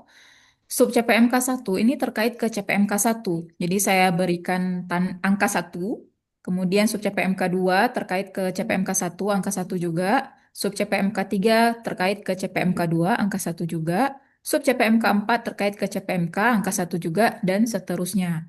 Dan kemudian saya jumlahkan nih, 1 tambah 1, 2, 1 tambah 1, 2, 1, 1. Dan di hasil penjumlahannya kita jumlahkan totalnya 6. Ya. Kemudian untuk mencari persentasenya itu 2 dibagi dengan 6. 2 per 6, 2 bagi 6, 33,33%. Kemudian 2 bagi 6, 33,33%. Kemudian ini 1 bagi 6, 16,67%. Kemudian eh, 1 bagi 6, 16,67%. Nah, ini kalau dijumlahkan sampai ke bawah, itu harus mencapai 100%, Bapak Ibu. Ya, harus mencapai 100%. Kemudian kita pindahkan ke tabel korelasi CPL terhadap CPMK. Jadi CPMK 1 tadi CPMK 1 33,33%, kemudian CPMK 2 33,33%, CPMK 3 16,67%, CPMK 4 16,67%. Nah, ini sebenarnya dibagi lagi ke sub CPMK 1 dan 2. Ke sub CPMK 1 dan 2. Kenapa? Karena CPMK 1 ini terkait ke sub CPMK 1 dan sub CPMK 2. Oke, sebentar ya Pak Ansor ya. Nah, jadi kalau saya bagi dua aja nih. CPMK 1 sama CPMK 2, 33,33%. Saya bagi dua, 16,67%. Sub CPMK 2-nya juga 16,67%. Nah, sebenarnya Bapak Ibu, ini ya sub CPMK 1 di samping sub CPMK bobot penilaiannya 16,67%. Itu dari mana? Dari pembagian CPMK 1 yang tadi 33,33% tadi. Ya, saya bagi ke sub CPMK 1 ke sub CPMK 2. Nah, ini sebenarnya itu bisa dianalisis lagi berdasarkan tingkat kedalaman atau kesulitannya. Nah, kalau Bu Putri itu menganalisisnya lewat tingkat kedalaman dan kesulitannya. Nah, makanya agak lebih bervariasi nih nilai persentasenya. Kemudian karena 2 CPL lagi ya, karena 2 CPL itu juga harus dikaitkan ke 2 CPL tersebut. Kalau saya cuma 1 CPL saja. Oke, nanti Bu Ulan bantu jelaskan ulang di bagian persentase itu. Pertanyaan Pak Ansor. Maaf Bu Putri, Bu Julia, untuk urutan CPMK turunan dari CPL. Bebas, tidak mesti berurutan dari CPL ya. Tadi Bu Putri yang contohkan ketika membuat CPMK lebih dulu CPL 2, baru CPL 1. Boleh, boleh ya Pak Ansor ya, boleh. Yang penting di dalam kurungnya itu tetap ada tulisan keterkaitannya. Ke CPL yang mana, kemudian sub CPMK ke CPMK yang mana. Boleh nggak berurutan? Boleh ya, nggak harus Iya. berurutan ya Pak Ansor ya. Lihat Mm-mm. aja keterkaitannya yang penting. Mm-mm. Oh ya Bapak Ibu, CPMK itu Pastinya lebih banyak ya jumlahnya dari CPL. Hmm. Ya, jangan pula nanti CPMK itu lebih sedikit dari CPL. Kemudian yang mungkin berurutan itu di sub CPMK, Bapak Ibu. Yang mungkin berurutan di sub CPMK karena kan sub CPMK itu per pertemuan ya. eh, Kemampuan akhir di pertemuan yang mana gitu. Jadi makanya kenapa sub CPMK itu berurutan. Tuh. Pertanyaan Bu Hiliani, bagaimana membuat RPSOB apabila mata kuliah institusi? Dikarenakan CPL-nya itu masing-masing prodi. Apakah RPS-nya satu saja untuk beberapa prodi atau masing-masing prodi? Nah, MK institusi Bu Hiliani, MK apa Bu? Yang Mungkin yang statistika dasar diambil kali ya. matematika dasar atau statistika dasar Bu? Kalau matematika dasar itu MKWU ya, MKWU dan itu sudah ada koordinatornya. MKWU, koordinator MKWU adalah Bu Leni. Dan kita sudah menentukan CPL untuk MKWU dan MKF. MKWU itu ada di CPL KU, CPL 2. Jadi saya minta analisis ke koordinator MK-nya untuk menganalisis apakah CPL 1 itu masuk ke CPL 2 atau tidak. Jadi coba berkoordinasi dengan Bu Leni ya, Bu Hili kalau misalnya MK Matematika Dasar, kalau statistik pendidikan fakultas sepertinya Pak Dede kalau nggak salah. Satu lagi Iya, Bu, Pak izin Bu. Dede. Bu Julia. Oke, ya. Nah, terkait dengan pertanyaan Bu Juliani tadi, kan ada mata kuliah juga tuh, usul fikih dan fikih itu kira-kira siapa ya? Maksudnya CPL-nya seperti apa? Apakah sama juga satu institusi atau bagaimana? Iya, MKF ya, usul fik itu di CPL 1 dan CPL 2 juga. Usul fik, Pak Pak Ibnu. Ibnu, Pak Ibnu. Ya, Pak Ibnu. Coba koordinasi ke Maaf. Pak Ibnu ya, Pak Ansor ya. Oh, baik, baik. Terima kasih. Oke, baik. MKWU itu Bu, Iya, Ya, MK bukan MKF. MKWU benar. Statistika Pendidikan Pak Dede. Pak Dede koordinator MK-nya. Ya. Oke, mungkin Bu Putri mau menjelaskan yang persentase yang Bu Elsa Barni tanya tadi. Untuk BP-nya itu diambil dari Oke, boleh. eh Sebentar ya, kayaknya tadi ada yang tertinggal itu. Eh Pertanyaan eh Pak Rijal tadi tentang bobot penilaian mungkin nanti kita bahas lagi ya Pak Rijal ya di akhir ya, karena memang bobot penilaian kita sebenarnya sudah berubah. Kalau misalnya dia menggunakan case method dan juga proyek, kita itu tidak menggunakan tugas itu 25% lagi. Bahkan di model yang terakhir pun untuk yang tidak mungkin MK-nya tidak ada case method atau proyeknya, kita tugasnya juga bobotnya sudah bukan 25% lagi Pak Rijal. Nanti kita akan disampaikan oleh Bu Julia ya setelah ini. Nah, lalu kemudian Bapak Ibu sekali lagi diingatkan untuk yang mendapatkan mata kuliah institusi dan juga mata kuliah fakultas Bapak Ibu boleh berdiskusi langsung dengan penanggung jawab mata kuliahnya. Jadi tidak perlu membuat RPS-nya. Jadi RPS itu sebenarnya memang yang bertanggung jawab adalah dosen penanggung jawabnya gitu. Nah, Bapak Ibu yang lain dosen pengampunya tentu boleh berdiskusi. Kira-kira mungkin ada yang cocok atau mungkin ada yang kurang. Nah, itu bisa. Tapi yang yang bertanggung jawab terhadap pengembangan RPS itu adalah dosen penanggung jawab dari MKWU dan juga MKF gitu ya. Nah, lalu apa tadi lagi? Pengantar pendidikan MKWU ya Bu Julia ya. pengantar pendidikan MKF. Oh, MKF betul ya. MKF. MKF. Eh Siapa ya kemarin pengantar pendidikan Bu Pengantar Asdiana kayaknya pendidikan ya. Bu Bu Asdiana. Asdiana. Heeh. Coba nanti diskusi sama Bu Asdiana ya, Bu Marlina ya. Mata kuliah metodologi penelitian Pancasila Dan dan evaluasi evaluasi. pendidikan. Metodologi penelitian di prodi ya Bu Rahma ya, di prodi masing-masing. Pancasila MKWU ya. Pancasila MKWU, koordinatornya Bu Maria, Maria. Maria Sanola. Mm-mm. Evaluasi pendidikan MK Prodi. MK Prodi nanti di-share ya Bapak Ibu ya, nanti akan di-share di fakultas ya, di Heeh. fakultas dari fakultas. Oke, kita lihat lagi yang tadi Bapak Ibu. Ya memang kalau masalah bobot penilaian ini pusing Bapak Ibu ya. Saya juga pusing. Oke, oke ya baik. Saya ulang kembali sedikit. Oke, Bapak Ibu. Nah, jadi ini memang penting di dalam RPS OBE yang sekarang ini, korelasi CPL terhadap CPMK ya, kita lihat ya, bobot persentasenya, karena inilah yang bakal kita ukur sebenarnya yang terakhir. Dari sini kita bisa melihat nanti ketercapaian CPL setelah kita menyelesaikan mata kuliah kita. Nah, Bapak Ibu, sekali lagi saya ulang, karena kebetulan CPL saya itu yang saya ambil itu ada dua, CPL 1 dan juga CPL 2, CPL Sikap dan juga KU ya. Jadi memang pembagian persentasenya itu tidak bisa langsung dibagi seperti punya Bu Julia tadi, karena Bu Julia tadi kan CPL-nya 1 ya, jadi tinggal input. Kalau ini harus dibagi-bagi lagi ke dalam dua CPL yang ada di sini.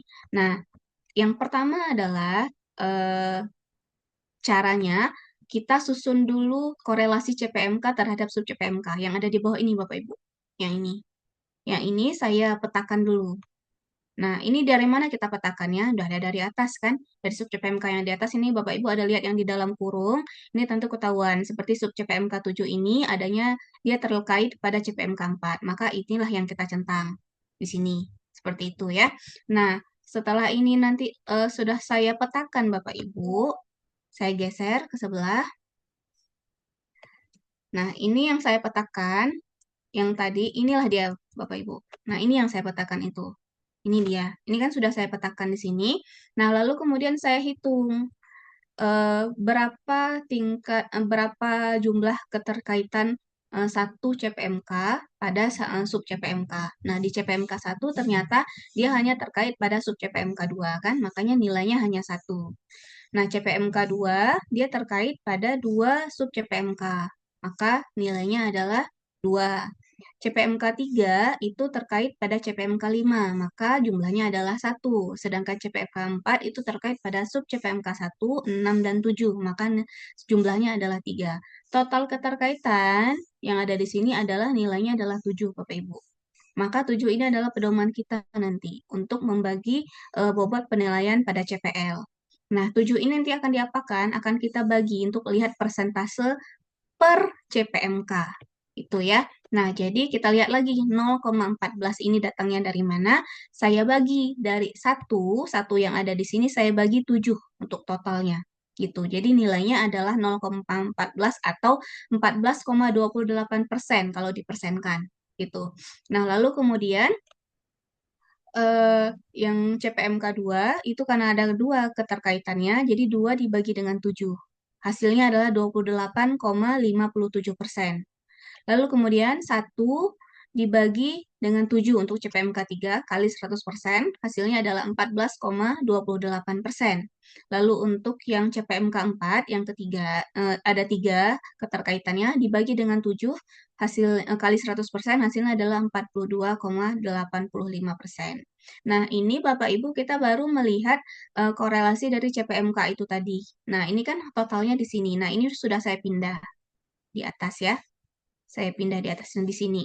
Nah, ini saya pindahkan. Dari yang di bawah ini, saya sudah pindahkan kembali. Sudah saya masukkan, saya input per CPMK-nya. Jadi CPMK 1 bobotnya adalah 14,29, CPMK 2 itu 28,57, CPMK 3 14,28, dan CPMK 4 42,86.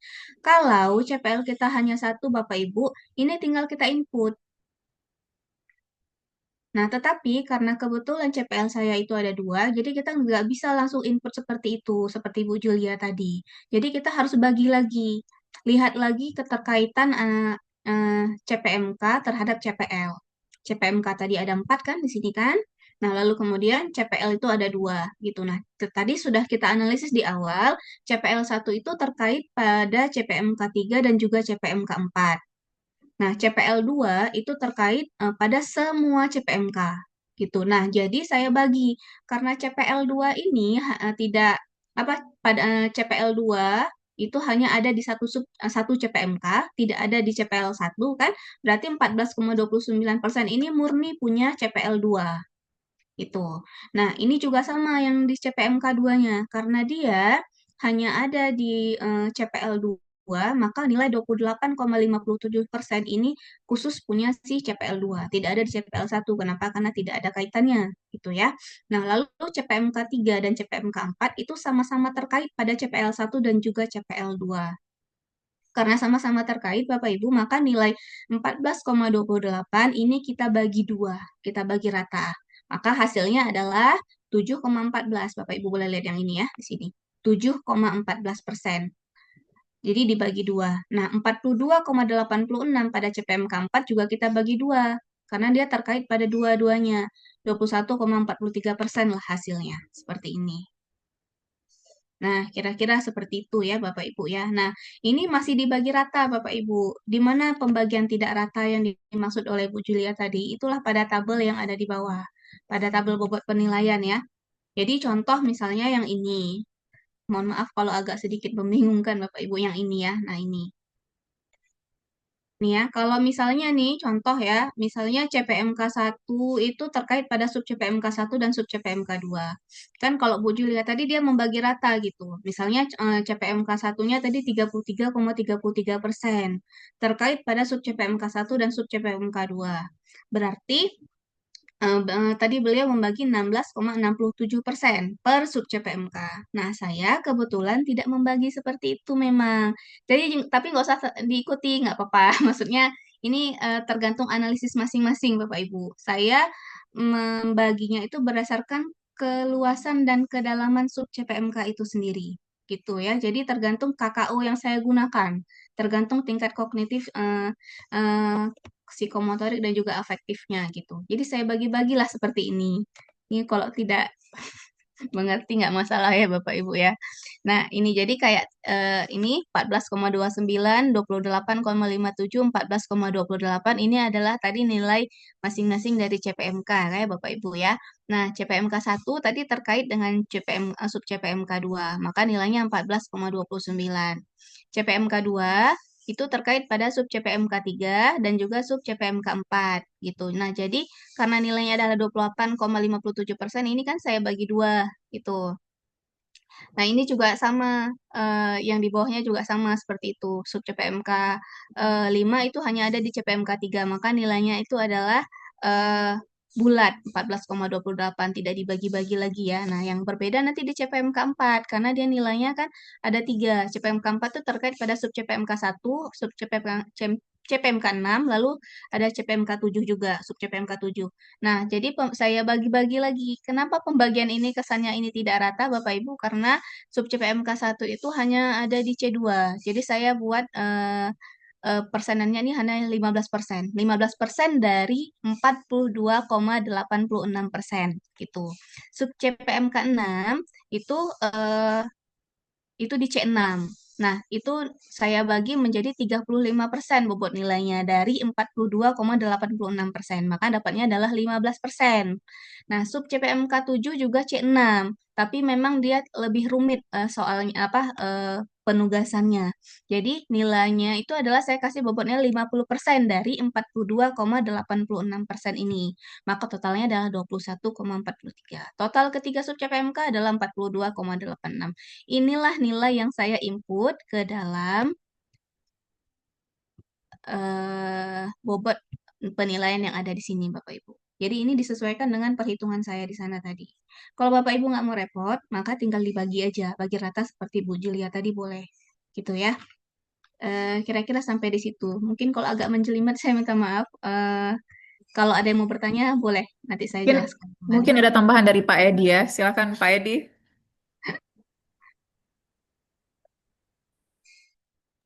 Halo, halo. Iya, silakan Pak Panda. Pak Panda. Oke. Siapa yang nanya tadi? Masalah penilaian siapa yang nanya tadi? Bu Sabarni. Oh, Bu Sabarni. Iya. Oh Pak ya. Rijal, apa bobot penilaian? Nanti kita bahas Pak Rijal ya, bobot penilaian ya. Iya. Coba buka yang tadi Ulan. Yang Bobot penilaian. Boleh. Yang tabel ya? Iya, yang punya Ulan. Pak Kung Fu Panda ngapain tuh? Biasa. Ini belum mandi Om, jangan ribut. Jadi ini mungkin pemahaman saya ini ya. yang awam dengan RPS OBE. Jadi biar nggak menjelimet kayak kata Bu Ulan, kita setiap satu RPS itu untuk ketercapaian harus 100%. Kita bagi dengan sejumlah banyaknya sub CPMK. Dapatlah sekian persen untuk satu sub. Maka untuk satu CPMK yang di bawahnya misalnya ada 2 sub CPMK, berarti totalnya dikali 2, taruh di CPMK-nya. Nah, dari CPMK ini totalnya untuk berapa CPL? Kalau misalnya CPL 1 oleh 3 CPMK, maka itu dikali 3 atau ditotal dari jumlah persentase tadi. Seperti itu saja. Nah, jadi paling mudah kita pahami, satu kali mata kuliah ini kita harus memenuhi CPL yang kita ajukan, gitu ya. Nah, totalnya itu 100%. 100% itu diturunkan ke CPMK, diturunkan ke sub CPMK yang paling rendah. Jadi 100% kita bagi dengan sebanyak sub CPMK. Begitu Bu Ulan ya? Bisa nggak dipahami seperti itu? Boleh. Kalau misalnya mau ambil yang paling mudah, terus sekali lagi saya katakan Bapak Ibu ya, boleh. Kalau mau ngambil yang paling mudah, kita bagi rata. Jadi maksud dari Pak Edi ini, Bapak Ibu, kalau misalnya kan CPL tadi 100% ya. Kalau misalnya kita bagi, misalnya dia ada 4 ada 4 CPMK misalnya seperti ini kan. Kalau mau bagi rata ya berarti tinggal 25% masing-masing Bapak Ibu. Nah gitu maksudnya, maksud Pak Edi gitu kan Pak Edi? Ya. Nah, masing-masing tinggal 25%. Nanti dibagi lagi. Misalnya CPMK 1 tadi kan 25% ya. Ada 2 sub CPMK misalnya dari CPMK 1. Berarti tinggal dibagi aja 12, berapa? 12,5. 12,5 tinggal dibagi gitu. Jadi dibagi rata maksud Pak Edi, gak usah dihitung kayak saya tadi supaya nggak pusing gitu. Nggak usah diukur dari tingkat keluasan dan kedalamannya. Gitu ya Pak Edi ya? Oke. Oke, Bapak Ibu, tadi saya janji ke Pak Rijal untuk menampilkan model-model penilaian. Nah, model-model penilaian ini model-model persentase penilaian ya. Jadi ada 4 model yang akan kita coba di kurikulum OBE. Untuk model 1, model untuk MK case method dan project. Jadi di MK tersebut itu akan diterapkan case method dan project. Nah, untuk aktivitas partisipatif case method itu akumulasi case method dan hasil project itu 50%. Nah, Bapak Ibu itu bisa membagikan misalnya aktivitas partisipatif case methodnya 20%, hasil proyeknya 30%. Nah, kenapa 50%? Ini ada aturannya. Ada aturannya di IKU 7 tentang kelas kolaboratif dan partisipatif.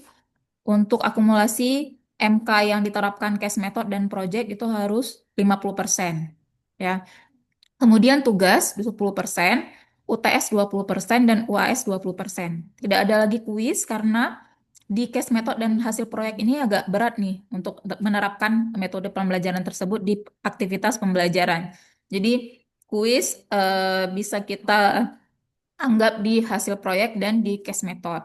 Nah, kalau mengambil model 2, MK case method saja, tidak ada hasil proyek, jadi persentasenya aktivitas partisipatif case method 50%. Nah, ini juga berdasarkan aturan IKU tersebut. Hasil proyek tidak ada karena MK ini tidak bisa dijadikan MK project, misalkan. Nah, rata-rata tuh MK matematika nih agak sulit untuk dijadikan MK project ya. Mungkin bisa dijadikan MK case method. Hasil proyek 0, kognitif pengetahuan tugas 10%, sama tidak ada kuis karena case metodnya agak berat. Kemudian UTS 20%, kemudian UAS 20%. Kemudian model 3 untuk MK project. Jadi tidak ada case metodnya, MK-nya project saja. Itu aktivitas partisipatif case metodnya 0, hasil project 50%, tugas 10%, UTS dan UAS 20%, 20%. Dan model keempat, nah ini yang tidak ada case method dan tidak ada project. Ya, itu masih kita pakai kuis.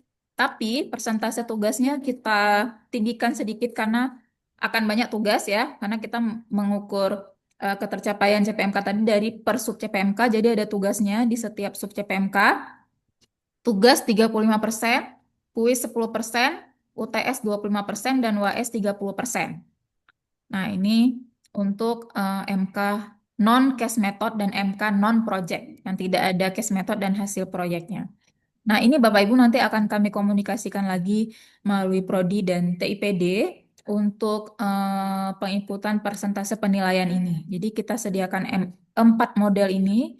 Jadi Bapak Ibu bisa menganalisis MK-nya, yang mana bisa dijadikan MK case method, MK project, MK case method dan project, kemudian yang model biasa aja.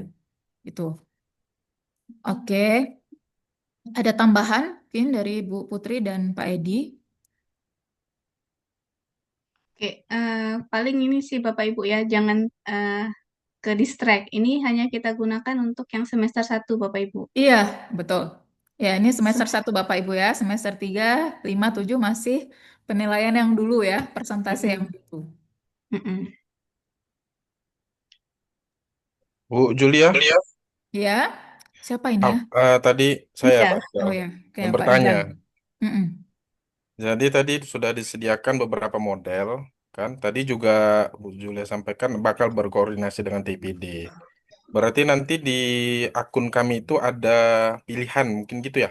Pilihan model penilaian ya begitu?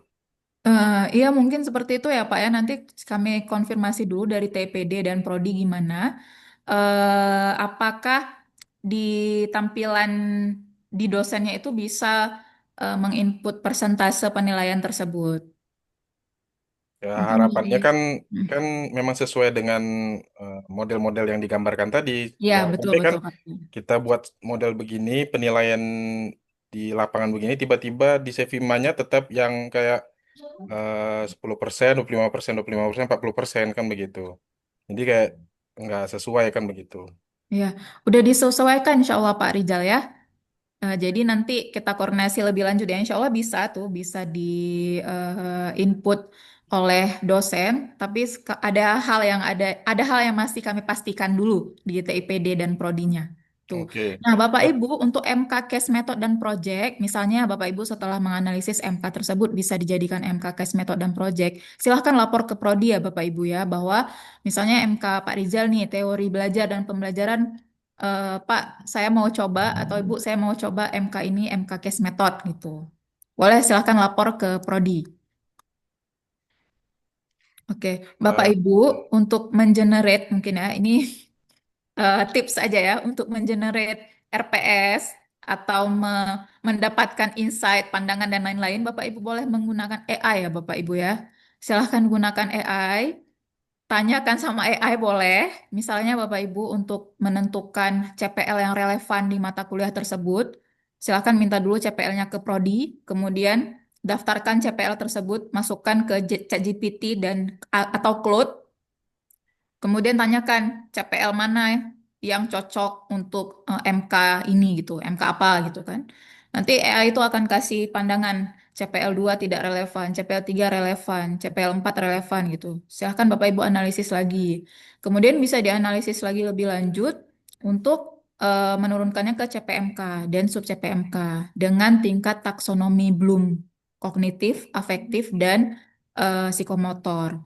Kemudian Bapak Ibu juga bisa menganalisis, masukkan aja ke ChatGPT atau Cloud bahan kajian atau materi pembelajaran di MK tersebut.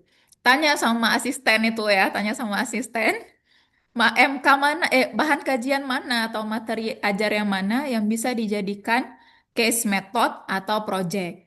Nanti mereka akan kasih pandangannya misalnya materi 2 dan 5 bisa dijadikan case method. Atau mungkin semuanya nggak bisa dijadikan case method. Gitu. Atau mungkin ada materi 6 dan 7 bisa dijadikan project. Atau mungkin semuanya tidak bisa dijadikan project. Nah, jadikan asisten peneliti, jadikan AI itu jadi asisten Bapak Ibu ya. Kalau Bapak Ibu sulit untuk membuat RPSOB ini. Oke, mungkin ada tambahan dari Julia, jawaban satu Bu lagi Putri. boleh? Ya, silahkan Pak Rijal. Tadi kan yang ditampilkan kan model ya, model presentasi penilaian tadi kan. Iya, Nah, yang ingin saya tanyakan satu lagi terkait dengan bobot penilaian yang di RPS tadi boleh Oh, ditampilkan RPS-nya tadi. oke. Gimana ya? Nah, ini ya. Di bagian bobot penilaian, Mm-mm. ya bobot penilaian. Nah, misalnya contoh tuh 16,67%. Mm-mm. Nah, ini diambil presentasi ini diambil dari bagian yang mana kira-kira? Yang Kalau ini, Pak, misalnya, yang CPMK ini. ya, Kan tadi Kalau kita dari udah, nggak maksudnya kan kalau di total boleh yang modelnya tadi yang model kalau sekali yang model Oke, model. kalau Tadi kan ini ditotalkan, 16,67%. Nah, ini kan ya, ini ya, Bu Putri, ini kita silakan. simpan ya dulu. paham tuh, paham Pak Rizal. Jadi maksud Oke. Pak Rizal maksudnya beri bobot yang mana yang disampilkan di 4 model yang Ya, disampaikan Bu ya, Julia ya, tadi ya, kan? ya, ya. Nah, itu bergantung pada MK Pak Rizal nanti ngambilnya cash method atau enggak gitu. Apakah bisa menggunakan cash method atau enggak, atau proyek atau enggak, atau dengan menggunakan model terakhir yang tidak ada cash method dan tidak ada proyeknya gitu. Jadi kalau misalnya kayak MK saya, kebetulan MK saya itu adalah MK proyek dan juga MK cash method. Nah, tadi kan sudah disampaikan oleh Bu Julia, kalau misalnya yang MK cash method dan proyek itu nilai 50% itu sudah milik mereka, milik cash method dan juga milik proyeknya, itu udah 50%. Lalu tugas itu ada 10%. Lalu UTS itu ada 20% 20. ya, Bu Julia ya. 20. Nah, masing-masing. Nah, UAS juga sama, berarti ada 20%. Nah, bobot penilaian yang Bu Julia tunjukkan di sini, Bapak Ibu, itu adalah total 100% totalnya Bapak Ibu ke bawah tuh bobot penilaiannya. Tapi 100% itu adalah milik 60% kalau saya menggunakan MK Cash Method dan juga proyek. Tetapi jika Bapak Ibu mengambil model yang terakhir yang tidak ada cash method dan juga proyeknya sama sekali, maka nilai tugasnya, bobot tugas itu adalah 35%. Plus kuis adalah 10%. 10%. Jadi total 45%. 100% yang ada di bobot penilaian ini yang ada di dalam RPS itu milik 45%-nya. Gitu. Kira-kira bisa dipahami nggak, Bisa, Pak Bu. Rizal? Makasih, makasih. Oke, oke. Oke, udah jelas ya yang dijelasin Bu Putri ya. Ya, makasih Bu Oke, Putri, Bu Bapak Julia. Ibu, ada pertanyaan lain? Udah 10.30 ya. Nggak apa-apa, lanjut aja Bapak Ibu. Kalau ada daripada bingung nanti. Bapak Ibu, mohon perhatiannya sebentar ya Bapak Ibu ya. Jadi kami di LPM ada melakukan survei. Bapak Ibu mohon mengisi survei tersebut ya. Ini belum banyak nih yang ngisi survei. Saya sematkan di chat ya Bapak Ibu ya. Mohon diisi ya. Iklan dikit ya Bapak Ibu ya. Mohon diisi survei Baik, yang sudah baik. saya berikan di chat ya.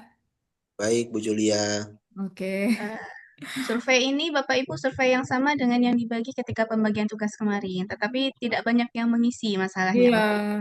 Jadi Saya tolong sudah, diisi Bu, ya. ya Saya Bapak sudah. Ibu. Kalau yang sudah nggak apa-apa. Kalau Pak Rizal mengisi sekali lagi juga boleh. Nggak usah, Bu. Satu aja. Izin Oke. tanya Bu, kalau selain semester 1 bagaimana misalnya RPS OBE-nya dengan model penilaian? Oh, Bu Yuni, kita untuk semester 3, semester 5, semester 7 itu masih pakai model yang lama. Itu masih kurikulum yang lama. Jadi di si akad juga sudah disetting untuk kurikulum yang baru, kemudian kurikulum yang lama. Jadi tidak ada masalah untuk penginputan penilaian dan RPS-nya. Tuh.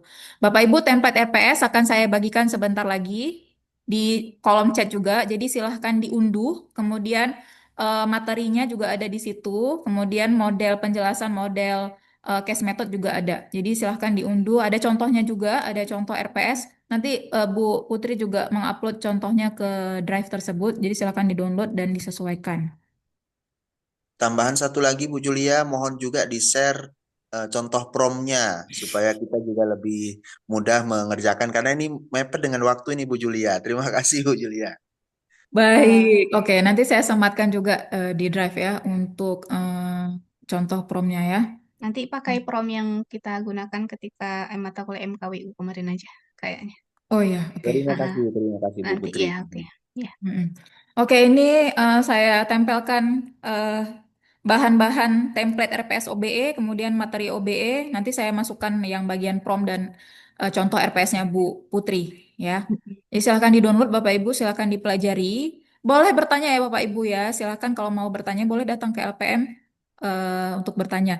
Link presensi tidak ada, Bu? Ada, sebentar ya. Ada. Link presensi ada, sertifikatnya insya Allah juga ada. Jadi silakan Nanti kalau nggak isi. selesai kita share ke grup aja ya, Bu Julia ya. Selesai nih, insya Allah udah selesai. Selesai. Oke, mantap. Oke. Bapak Ibu sekali lagi ditekankan bahwa CPL Bapak Ibu jangan menyusun sendiri lagi ya, Bapak Ibu ya. Ya, CPL itu jangan disusun sendiri lagi karena memang ada beberapa yang masih salah paham. CPL itu kita minta dari prodi masing-masing, gitu ya. Nah, Bapak Ibu juga yang dari Kaprodi, kita harus sama persepsi dulu nih. CPL sikap kita hanya satu, Bapak Ibu. KU kita juga hanya satu, keterampilan umum ya. Sisanya yang lain, keterampilan khusus dan juga pengetahuan itu dikembangkan di prodi masing-masing, gitu. Jadi tidak ini kita pada dasarnya CPL kita tuh sebaiknya memang tidak terlalu banyak ya. Jadi minimalnya 7, maksimalnya 15. Kalau bisa di bawah 10 itu lebih bagus sebenarnya. Tapi nanti kita harus analisis lagi dari bagaimana kira-kira di PGMI itu kan memang agak sedikit lebih banyak mungkin bisa CPL-nya ya. Karena di situ ada banyak mapel khususnya. Kira-kira seperti itu. Bu Julia ada lagi kira-kira mungkin yang perlu disampaikan atau Pak Edi? Kayaknya Bapak udah Ibu yang cukup ya, lain Bu ya. mungkin ada pertanyaan? Udah 10.35 ini. Mungkin ada kegiatan yang lain Bapak Ibunya. Silakan udah saya sharekan link template, kemudian link daftar hadir dan sertifikat juga sudah ada. Kemudian Bapak Ibu mohon bantuannya ya untuk mengisi survei.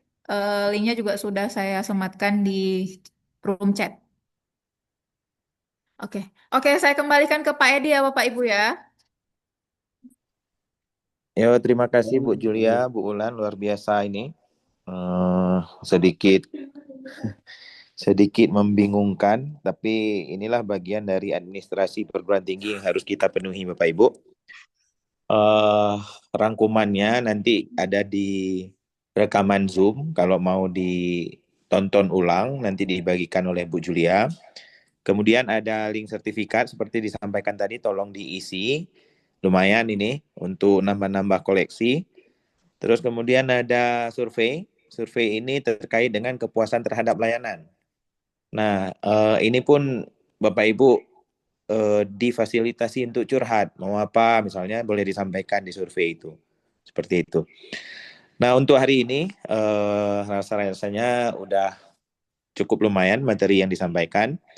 Terbuka pintu LPM untuk Bapak Ibu jika ada mau dikonsultasikan atau mau didiskusikan terkait dengan RPS OBE ini. Semoga kurikulum kita yang 2025, kurikulum OBE ini bisa berjalan lancar. Dan ini motivasi saja, ini motivasinya Bapak Ibu kalau mengerjakan RPS ini dengan benar, Bapak Ibu hanya mengerjakan 1 kali saja untuk 5 tahun. Selama Bapak Ibu mengajar dengan MK itu, gitu ya.